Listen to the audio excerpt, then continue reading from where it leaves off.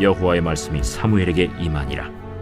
이르시되 내가 사울을 왕으로 세운 것을 후회하노니 그가 돌이켜서 나를 따르지 아니하며 내 명령을 행하지 아니하였음이니라. 사무엘이 근심하여 온 밤을 여호와께 부르짖으니라. 사무엘이 사울을 만나려고 아침에 일찍이 일어났더니 어떤 사람이 사무엘에게 말하여 이르되 사울이 갈멜에 이르러 자기를 위하여 기념비를 세우고 발길을 돌려 길갈로 내려갔다. 사무엘이 사울에게 이른즉 사울이 그에게 이르되 원하건대 당신은 여호와께 복을 받으소서. 내가 여호와의 명령을 행하였나이다. 그러면 내 귀에 들려오는 이 양의 소리와 내게 들리는 소의 소리는 어찌 됨이니이까? 그것은 무리가 아말렉 사람에게서 끌어온 것인데 백성이 당신의 하나님 여호와께 제사하려 하여 양들과 소들 중에서 가장 좋은 것을 남기며 그 외의 것은 우리가 진멸하였나이다. 가만히 계시옵소서. 간밤에 여호와께서 내게 이르신 것을 왕에게 말하리이다. 말씀하소서. 왕이 스스로 작게 여길 그때에 이스라엘 지파의 머리가 되지 아니하셨나이까? 여호와께서 왕에게 기름을 부어 이스라엘 왕을 삼으시고 또 여호와께서 왕을 길로 보내시며 이르시기를 가서 죄인 아말렉 사람을 진멸하되 다 없어지기까지 치라 하셨거늘 어찌하여 왕이 여호와의 목소리를 청종하지 아니하고 탈취하기에만 급하여 여호와께서 악하게 여기시는 일을 행하였나이까? 나는 실로 여호와의 목소리를 청종하여 여호와께서 보내신 길로 가서 아말렉 왕 아각을 끌어왔고 아말렉 사람들을 진멸하였으나 다만 백성이 그 마땅히 멸할 것 중에서 가장 좋은 것으로 길갈에서 당신의 하나님 여호와께 제사하려고 양과 소를 끌어왔나이다. 여호와께서 번제와 다른 제사를 그의 목소리를 청종하는 것을 좋아하심같이 좋아하시겠나이까? 순종이 제사보다 낫고 듣는 것이 순양의 기름보다 나으니 이를 거역하는 것은 점치는 죄와 같고 완고한 것은 사신 우상에게 절하는 죄와 같음이라. 왕이 여호와의 말씀을 버렸으므로 여호와께서도 왕을 버려 왕이 되지 못하게 하셨나이다. 내가 범죄하였나이다. 내가 여호와의 명령과 당신의 말씀을 어긴 것은 내가 백성을 두려워하여 그들의 말을 청종하였음이니이다. 청하오니 지금 내 죄를 사하고 나와 함께 돌아가서 나로 하여금 여호와께 경배하게 하소서.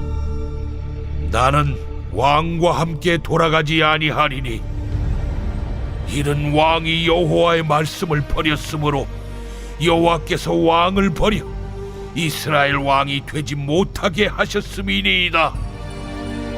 사무엘이 가려고 돌아설 때 사울이 그의 겉옷자락을 붙잡음에 찢어진지라. 여호와께서 오늘 이스라엘 나라를 왕에게서 떼어 왕보다 나은 왕의 이웃에게 주셨나이다. 이스라엘의 지존자는 거짓이나 변개함이 없으시니 그는 사람이 아니시므로 결코 변개하지 않으심이니이다. 내가 범죄하였을지라도 이제 청하옵나니 내 백성의 장로들 앞과 이스라엘 앞에서 나를 높이사 나와 함께 돌아가서 내가 당신의 하나님 여호와께 경배하게 하소서. 이에 사무엘이 돌이켜 사울을 따라가매 사울이 여호와께 경배하니라. 사무엘이 이르되 너희는 아말렉 사람의 왕 아각을 내게로 끌어오라. 아각이 즐거이 오며 이르되 진실로 사망의 괴로움이 지났도다. 내 칼이 여인들에게 자식이 없게 한 것 같이 여인 중 내 어미에게 자식이 없으리라. 네, 3월 월삭기도에 오신 성도님들 주님의 이름으로 환영합니다. 그 어느 때보다 많이 오셨는데요. 오늘 3월 3일 대체 공휴일이어서 많이 오신 것 같기도 하고 또 황금 열쇠 받으러 많이 오신 것 같기도 하고 잘 오셨습니다. 간식이 모자랄 것 같은 생각이 들기도 하는데요. 네. 좀 살림이 넉넉하신 분들은 간식 받지 마시고, 궁핍하신 분들은 간식을 가져서 살림 미천에 좀 도움을 얻으셨으면 좋겠습니다. 네, 오늘 사무엘상 15장 함께 살펴보도록 하겠습니다. 사무엘서는 다윗에 대한 이야기를 하고 있습니다. 다윗의 등장부터 그의 죽음까지 사무엘상과 하에서 언급하고 있는데요. 사무엘상의 초반부는 이스라엘의 어두운 현실을 보여주고 있습니다. 그런 어둠 속에서 다윗은 빛과 같은 존재로 등장을 한 것인데요. 이 사무엘서에서는 세 가지의 사건을 통해서 이스라엘의 영적인 어두움을 보여줍니다. 첫째는 대제사장 엘리 가문의 타락이었습니다. 이것은 성막의 타락이었고 예배의 타락이었습니다. 두 번째는 법궤를 블레셋과의 전쟁에 가지고 나가서 하나님을 전쟁에 개입시키려고 하였습니다. 이것은 하나님을 조종하고 이용하려 하였던 그들의 영적 상태를 보여주고 있고요. 세 번째는 법궤가 사라져 버립니다. 하나님께서 기란 여아림에 숨겨버리시는데요. 이것은 이스라엘 중에 하나님의 영광이 사라지는 모습을 보여줍니다. 이때 사무엘이 대제사장이면서 사사로 등극하며 이스라엘의 영적 회복을 위해서 노력하는데요. 사무엘이 나이 들어 이제 죽음을 앞에 두었을 때 백성들은 사무엘을 찾아와서 우리도 다른 나라처럼 왕을 좀 만들어 달라고 요청을 합니다. 사무엘은 기분이 안 좋았습니다. 하나님을 버리고 인간을 왕으로 삼고자 하는 이스라엘 백성들의 어리석음 때문이었습니다. 하지만 이 문제를 가지고 하나님께 이야기하였고 하나님은 왕을 허락하십니다. 원래 이스라엘은 왕이 없는 나라였습니다. 하나님이 왕이 되시고 왕 대신 하나님이 명령하신 법을 따라서 백성들 한 명 한 명이 자기의 지경에서 하나님의 법으로 질서로 통치하고 다스리는 스스로 왕 같은 제사장의 삶을 살도록 요청하신 것이죠. 그런데 그들이 왕을 원한 것은 다른 나라들은 왕이 있으니까 전쟁에서 승리하고 부강한 나라가 되는 것 같은데 자신들은 전쟁만 일어나면 맨날 패배하고 도둑질 당하고 고통스러운 삶을 사니 그 원인이 왕이 없기 때문이다라고 판단한 것이죠. 성경은 하나님의 말씀대로 살지 아니하면 그들이 고초를 당하고 하나님의 말씀대로 살면 그들이 평강의 삶을 살 것이라는 그 공식을 얘기해 주셨음에도 불구하고 왕이 없어서 이렇게 됐구나라고 판단하여 왕을 세워달라고 합니다. 하나님은 그들의 마음을 아셨어요. 그 왕을 원한 것은 진짜 왕인 나를 버린 것이다. 그럼에도 불구하고 왕을 세워주시죠. 그것은 인간의 연약함에 대한 긍휼하심이고요. 그리고 왕을 세워서 하고자 하는 목적이 있었습니다. 그것은 하나님과 백성 사이에서 왕을 세워 이 왕이 하나님을 섬기는 모습을 보면서 백성들이 하나님을 이렇게 섬기는 거구나 본받기를 바랐습니다. 즉 본보기로 왕을 세운 것이죠. 그래서 첫 번째 왕으로 사울이 지목됩니다. 이 사울은 이스라엘 중에 가장 작은 지파 베냐민 지파에서 선출이 되는데요. 이것은 하나님이 쓰시는 왕은 능력이나 혹은 그의 실력으로 쓰는 것이 아니고 가장 연약한 자를 택하여 하나님께서 친히 사용하심을 보여주기 위함이었습니다. 사울은 겁이 많은 자였고요. 하지만 아버지에게 효도하고 성실하고 충성스러운 사람이긴 하였습니다. 그가 왕으로 지목될 때 짐꾸러미 뒤에 숨어 있었던 것을 알고 계시죠. 이런 겁쟁이 사울을 하나님이 이스라엘의 왕으로 세우기 위해서 암몬과의 전쟁에서 기대치도 않았던 엄청난 큰 대성과를 얻게 됩니다. 백성들은 환호성을 지르고 사울과 함께 암몬을 물리치고 요단강을 건너오는 이스라엘의 군대를 향해서 열광을 하게 되죠. 드디어 우리에게도 왕이 생겼구나. 이 사울 왕은 백성들 중에 상비군으로 3,000명을 택하여서 이스라엘을 경비하고 또 블레셋과의 전쟁을 도모하게 됩니다. 당시 블레셋은 가장 큰 골칫거리였습니다. 그들은 철기 문화를 가지고 있어서 이스라엘이 상대하기에는 굉장히 껄끄러웠습니다. 하지만 그들은 해안 족속이어서 해변가에만 있었고 산지까지는 올라오지 못하는 또 그런 약점도 있긴 했습니다. 늘 전쟁은 그 중간 해안과 산지 중간에 있는 농경지에서 이루어졌는데요. 여기를 공식 언어로는 쉐펠라 지역이라고 합니다. 블레셋이 강대해지면 이 농경지를 차지하고 이스라엘이 강대해지면 이 농경지를 다시 차지하는 뺏고 빼앗기는 이 전쟁이 계속 역사 속에서 반복되죠. 이 역사가 지금도 이스라엘에서 벌어지고 있다고 보시면 되겠습니다. 이 블레셋은 쉐펠라 지역을 차지하고 인근에 있는 다른 유다의 성읍들을 도륙하며 그들은 계속 이스라엘을 괴롭게 하였죠. 그래서 이 사울은 암몬에서 승리한 것을 기반으로 해서 이 블레셋을 좀 몰아내야겠다 했는데 이때에 이 사울의 그 신앙의 연약함이 고스란히 드러나게 됩니다. 이 전쟁에 하나님을 개입시키기 위해서 제사를 지내고 전쟁을 하려고 합니다. 그런데 이미 사무엘 선지자는 은퇴를 한 상태였고요. 그들의 사울에게는 대제사장이 이미 있었습니다. 엘리 제사장이 이제 손자가 대제사장을 하고 있었는데 사무엘을 굳이 불러옵니다. 왜 사무엘을 불러왔냐? 능력 있는 사무엘 선지자를 데려와야지 하나님께서 이 전쟁에서 대승을 허락해 주실 것이라는 그런 우상 숭배적인 마음이 사울에게 있었기 때문입니다. 근데 공교롭게도 이 사무엘이 7일 있다가 온다고 했는데 안 오는 거예요. 블레셋은 점점 공격해 들어오고 겁에 질린 군사들은 도망가 버리고 사무엘은 안 오고 그래서 빨리 하나님께 제사해서 사기를 북돋아 전쟁에서 승리하고자 하는데 사무엘이 안 오니까 사울이 직접 예배를 드립니다. 참 얄궂게도 제사가 끝나자마자 사무엘이 왔고 당신이 지금 뭐 한 겁니까? 하면서 질책하죠. 그랬더니 당신이 늦게 와가지고 어쩔 수 없이 제사를 지냈다 이야기합니다. 하나님의 명령에 순종하지 않고 하나님을 우상처럼 섬기는 사울 왕에게 사무엘은 하나님께서 당신을 버렸습니다 라고 하며 그에게 낙담의 소식을 전하죠. 일정 기간 대치 상황이 있었는데 요나단 그의 아들이죠. 요나단이 기습작전으로 전쟁을 시작합니다. 네, 군사들이 전면전을 해야 되는데 전쟁에서 허덕이는 모습을 봅니다. 그 이유가 뭐였냐면 사울 왕이 전쟁에 나가는 군사들에게 금식을 명령합니다. 금식을 왜 시켰는가? 이런 종교적인 행위를 열심히 함으로 하나님이 이 전쟁을 도와주실 것이라는 율법주의적인 생각을 하고 있었던 것이죠. 또 이 전쟁을 해야 되는지 말아야 되는지 대제사장을 통해서 제비뽑기하여서 점치듯 하나님을 또 조종하려 합니다. 또 요나단이 전쟁에서 승리하고 돌아오자 또 제사를 지내면서 이 전쟁을 계속해야 됩니까 말아야 됩니까?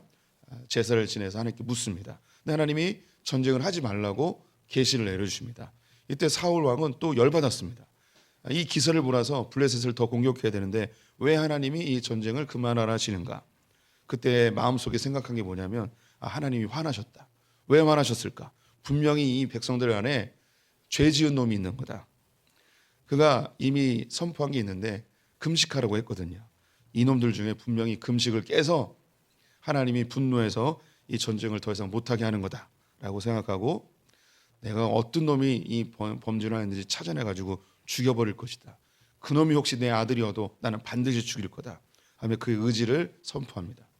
제비뽑기를 했는데 공교롭게도 자기 아들 요나단이 뽑히게 되죠. 요나단은 금식하라는 명령을 못 들었어요.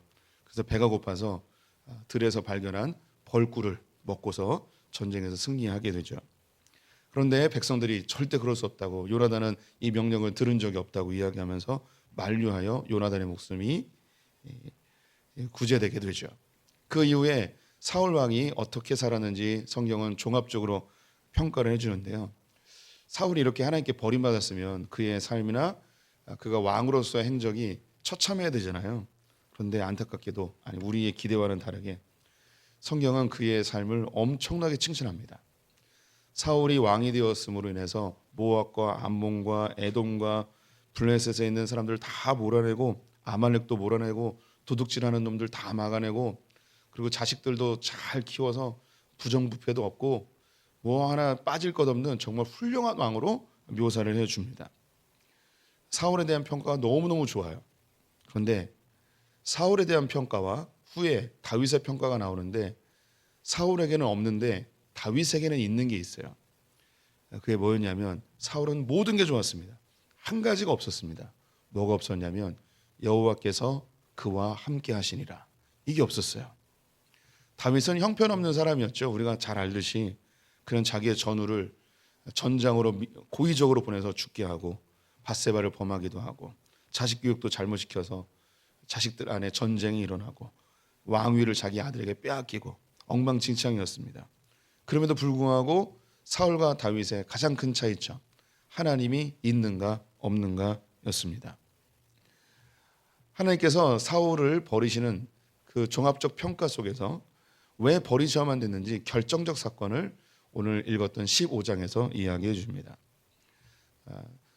사무엘이 이제 활동하던 시기였는데요. 사무엘이 이 사울 왕에게 이야기합니다. 가서 아말렉을 진멸하라고, 하나도 남김없이 다 죽이라고. 그 이유는 광야에서 아말렉 족속이 노약자들, 뒤처진 노약자들을 기습하여서 그들을 죽이고 약탈하는 사건이 있었어요. 하나님께서 그 광야 시절에 이 아말렉 족속은 반드시 내가 없앨 것이라고 약속하신 것을 사울 왕을 통하여서 지금 성취하려고 하였습니다. 사울 왕이 군대를 이끌고 아말렉을 진멸합니다. 그런데 그의 왕이었던 아각을 살려두고 또 여자들과 아이들을 종으로 삼기 위해 살려두고 그리고 질 좋은 소와 양과 나귀 등을 살려두었습니다. 사무엘 선지자가 이 사실을 모르고 자기의 집에서 거처에서 하나님과 기도하며 기도하고 있는데 하나님이 알려주시는 거예요. 내가 사울 왕을 버려버릴 것이다. 그 이유는 그가 내 명령을 지키지 아니하였다. 자기가 직접 기름 부어 세운 사울 왕이 하나님께 완전히 버림받았다는 소식을 듣고 사무엘 선지자는 그 간밤을 눈물로 지새우며 하나님께 울부짖습니다. 사무엘이 사울을 싫어한 게 아니죠. 하나님 제발 살려주십시오. 이 왕 다시 한번 기회를 주십시오. 근데 하나님이 돌이키지 않으시는 거예요. 그래서 그의 전쟁터로 향합니다. 전쟁터로 향했는데 이미 없는 거예요. 그래서 그곳에 있는 사람에게 물어봤더니 이 사울 왕이 갈멜에 가서 기념비를 세우고 성막이 있는 길갈로 내려갔다는 거예요. 그래서 사무엘은 그 길갈로 부랴부랴 내려갑니다. 그래서 내려가서 사울을 만나죠. 사울이 사무엘을 보더니 기뻐하면서 당신에게 여호와의 복이 임하기를 소망합니다. 하나님께 영광을 돌립니다. 전쟁의 승리에 취해가지고 지금 사무엘을 보고 기뻐하는 것이죠. 그랬더니 사무엘이 당신에게 하고 싶은 얘기가 있습니다. 저기 있는 소와 양의 울음소리는 무엇입니까? 사울이 이거 하나님께 여기 이 전쟁에서 승리를 주셨기 때문에 하나님께 제사하려고 가장 좋은 것을 남겨놨습니다. 이야기합니다. 그래서 사무엘이 내가 반드시 하나님께서 다 진멸하라고 했는데 왜 이것을 남겨두셨습니까? 제가 남겨두려고 한 게 아니고요. 백성들이 이거 좋은 거 아까우니까 하나님께 제사를 드리려고 이렇게 얘기해서 자기네들이 끌고 왔습니다. 라고 이야기합니다. 이 사울의 변명을 제가 한번 볼게요. 21절 말씀. 다만 백성이 그 마땅히 멸할 것 중에서 가장 좋은 것으로 길갈에서 당신의 하나님 여호와께 제사하려고 양과 소를 끌어왔나이다. 사울은 자기가 범죄한 것을 백성들이 나는 상관없는데 백성들이 끌고 왔다고 변명하고 거짓말을 하고 있죠. 그러자 사울이 순종이 제사보다 낫고 듣는 것이 수양의 기름보다 낫다 이야기하며 사울 왕의 불순종을 지적합니다. 그러면서 23절 말씀 우리 같이 읽었으면 좋겠는데요. 23절 함께 읽겠습니다. 이는 거역하는 것은 점치는 죄와 같고 완고한 것은 사신 우상에게 절하는 죄와 같음이라. 왕이 여호와의 말씀을 버렸으므로 여호와께서도 왕을 버려 왕이 되지 못하게 하셨나이다 하니. 사무엘이 사울에게 공식적으로 선포합니다. 여호와의 말씀을 버렸으므로 여호와께서도 왕을 버리십니다. 하나님은요 자기 백성들에게 하나님의 주권자이고 우리가 하나님의 백성임을 알려주기 위해서 하나님의 말씀, 법, 질서를 선언하십니다. 이것은 우리가 볼 때 우리를 불편하게 하고 우리를 귀찮게 하는 우리의 발목을 잡는 족쇄처럼 느껴질 수 있겠지만 하나님이 주시는 이 말씀은 우리를 풍성하게 하고 생명력 넘치게 하는 하나님의 방편입니다. 이것은 천지 창조 때부터 인류가 멸망할 때까지 하나님이 우리에게 주신 하나님의 질서예요. 그래서 세상은 풀과 같이 꽃과 같이 다 사라지지만 여호와의 말씀만은 영원하다고 이야기하는 것이 온 세상이 하나님의 말씀으로, 즉 하나님의 법과 질서로 운영되고 있기 때문입니다. 우리 성도님들이 아시듯이 온 우주에, 그리고 이 행성과 태양계에 있는 모든 별들이 하나님이 처음 창조하신, 즉 말씀으로 선포하신 그때부터 지금까지 한치의 오차도 없이 운행되고 있습니다. 그래서 이 천체의 운행을 우주과학자들이 연구해 보면 있을 수 없는 일이라고 다들 고백합니다. 그래서 우주 천체 과학자들의 90%가 교회를 다니지 않을지라도 하나님, 즉 신적 존재가 있음을 인정할 수밖에 없다는 통계들이 나와 있죠. 하나님이 물속에 물고기를 만드실 때 물속에 살으라고 명령했습니다. 이 물속에서 벗어나는 순간 이 물고기는 물 안에서 누려야 될 풍성함을 잃어버리고 물 밖으로 나오는 순간 그의 생명을 잃어버리게 되어 있습니다. 에덴 동산에 있었던 아담과 하와에게 하나님은 선악과를 먹지 말라고 명령하셨습니다. 이것은 질서이고 법이죠. 물고기가 물 밖으로 나오면 풍성함과 생명을 잃어버리듯이 아담과 하와가 하나님의 말씀을 벗어나면 그에게 생명과 풍성함을 잃어버리게 됩니다. 그래서 그들은 풍성함을 누리던 에덴 동산에서 쫓겨나서 빈궁한 삶, 가시덩굴과 엉겅퀴가 나는 삶을 살게 되었고요. 그들은 영원한 생명을 얻는 삶에서 죽음의 세상으로 던져지게 되었습니다. 그 이후에 하나님께서는 새로운 질서를 이스라엘 백성들에게 허락하시는데 이것이 바로 율법이라고 하는 것입니다. 신명기에 자세히 나와 있죠. 이 율법은 우리를 귀찮게 하는 게 아니고 이 율법대로 살면 이스라엘이 풍성해지고 생명로 넘치는 거예요. 그래서 신명기 말씀에 이 하나님의 율법의 말씀을 잘 지키면 들어와도 복을 받고 나가도 복을 받고 떡반죽 그릇에도 복을 받고 네 대대로 장수하게 될 것이다 라고 이야기합니다. 생명과 풍성함이죠. 하지만 하나님의 말씀을 어기면 나가도 저주를 받고 들어와도 저주를 받고 떡반죽 그릇에도 저주를 받고 네 자녀들이 3, 4대에 이르러 다 멸망할 것이다 라고 이야기하는 그 생명과 풍성함을 잃어버리는 것을 보고 보여줬습니다. 오늘 이 사울 왕에게도 똑같습니다. 하나님께서 명령하셨는데 하나님 말씀하셨는데 하나님 말씀을 버렸으니까 네가 왕으로 살아가는 그 풍성함을 잃어버리고 왕의 생명력도 끝나버리게 된다는 것이죠. 이 구약은 예수 그리스도로 인해서 완성되어지고 이것이 집약되는 거죠. 완성됐다는 건 완전히 그 안에 집약됐다는 거예요. 그래서 우리에게 새로운 질서, 새로운 법으로 제시되어집니다. 그 법이 뭐냐면 주 예수를 믿으라. 그러면 너의 집이 너와 내 집이 구원을 얻으리로다. 영접하는 자, 그 이름을 믿는 자들에게는 하나님의 자녀가 되는 권세를 주신다는 거죠. 아들이 있는 자에게는 생명이 있고 아들이 없는 자에게는 생명이 없다. 내가 온 것은 양으로 생명을 얻게 하고 더 풍성히 얻게 하려는 것이다. 예수님을 믿으면 생명과 풍성함이 있고 예수님을 믿지 않으면 풍성함과 생명력이 없어지는 거예요. 예수님은 누구냐? 말씀이 육신이 돼서 오신 분이십니다. 우리 성도님들이 이 세상에서 아무리 잘 살아도 아무리 좋은 평가를 받을지라도 예수 그리스도 말씀 되신 그분이 없다면 우리는 생명이 없는 자들입니다. 우리는 풍성함을 누리지 못하죠. 풍성함은 많이 있다고 풍성한 게 아니에요. 적게 있다고 빈궁한 게 아닙니다. 내가 적게 있어도 내 마음에 만족감이 있으면 풍성한 거고요. 아무리 많이 가져도 내 마음에 빈궁하면 늘 부족하다고 생각되는 것이죠. 예수 그리스도의 질서 안에 살게 되면 우리는 적게 가지나 많이 가지나 풍요함 속에 살아가게 됩니다. 우리 안에 생명력이 무엇인가? 건강한 사람이 생명력일까요? 아니면 몸이 약한 사람은 생명력이 없는 걸까요? 그렇지 않습니다. 오히려 건강한 사람이 건강염려증에 걸려 있는 경우도 많이 있습니다.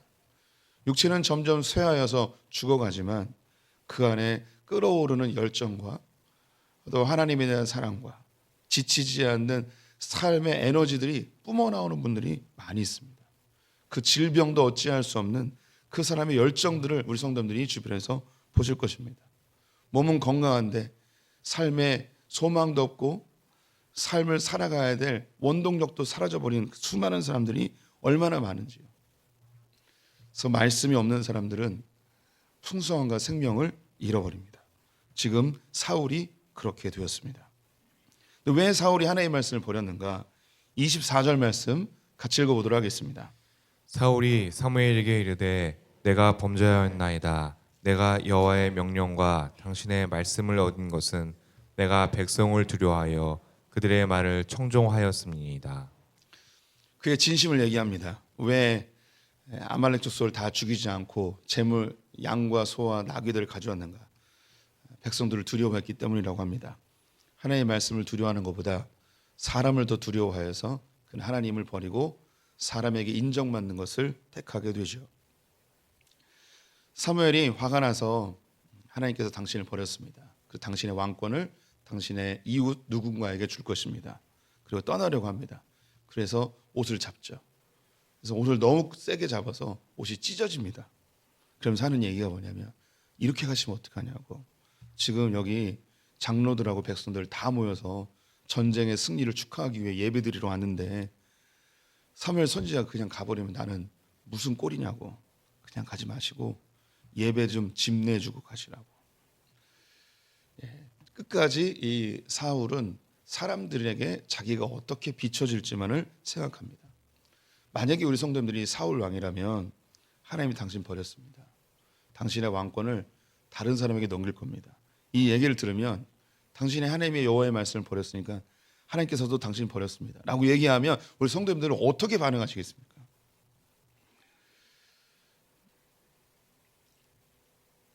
그 순간에도 사울은 그냥 가시면 안 됩니다. 백성들이 나를 뭐라고 생각하겠습니까? 우리 둘이 싸워가지고 그냥 떠났다고 생각하면 어떻게 합니까? 와서 제사 좀 드려주고 가시라고. 이때 사울이 해야 될 것은요, 사무엘 앞에 무릎을 꿇어야 됐습니다. 잘못했습니다. 내가 진짜 잘못했습니다. 근데 사울은 이 모습을 보이지 않죠. 그래서 그는 하나님께 버림받습니다. 우리는 누구나 죄를 지을 수 있습니다. 누구나 연약합니다. 하나님의 말씀을 버리고 사람을 두려워하고 사람에게 인정받기 위해서 그릇된 길을 갈 때가 있습니다. 하나님께서 그것을 지적하고 그것을 드러내실 때가 있죠. 그때 하나님이 우리에게 원하시는 것은 그 자기의 범죄 앞에, 자기의 연약함 앞에 변명하고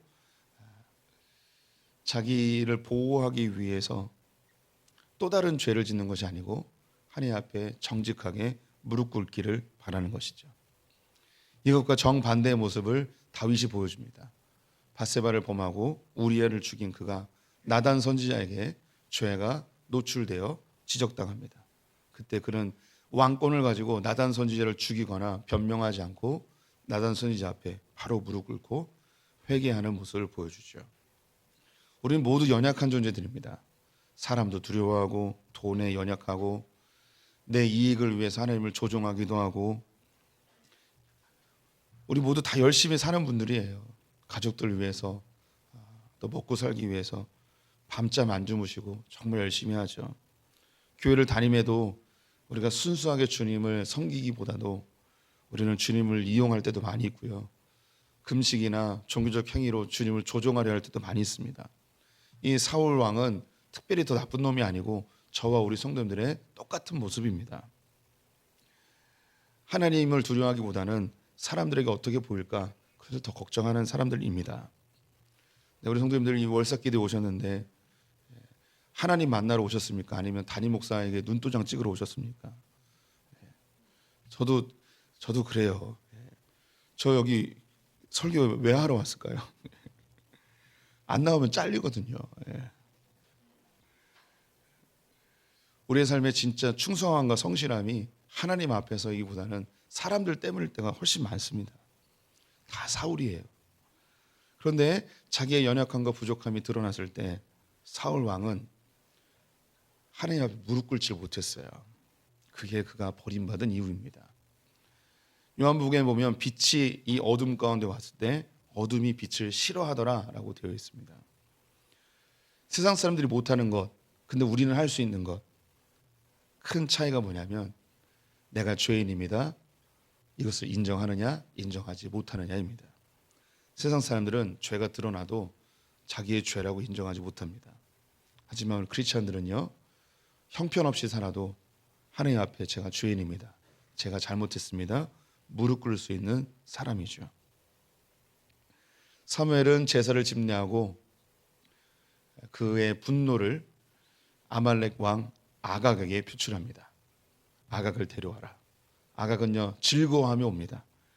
이제 죽을 줄 알고 내가 여기 끌려왔는데 야, 내가 살았구나. 이 분위기가 나를 살리는 분위기네. 그런데 사무엘이 아각을 그 자리에서 죽이고 그의 몸을 쪼개버립니다. 하나님께서 진멸하는 것을 그대로 보여준 것이죠. 우리 성도님들이 예수 그리스도 그분을 영접하심으로 생명과 풍성함을 얻으셨습니다. 절대 이 예수 그리스도 포기하지 마십시오. 때로 우리가 죄를 지을 때도 있습니다. 주님께서 우리에게 요구하시는 것은 변명이나 외면이 아니고 하나님 앞에 죄인임을 인정하고 주님 붙드는 것입니다. 평생 우리가 잘 못 살지라도 때로는 연약하고 죄 지을지라도 주님 앞에 무릎 꿇을 수 있는 정직한 성도들 되시기를 주님의 이름으로 축원드립니다.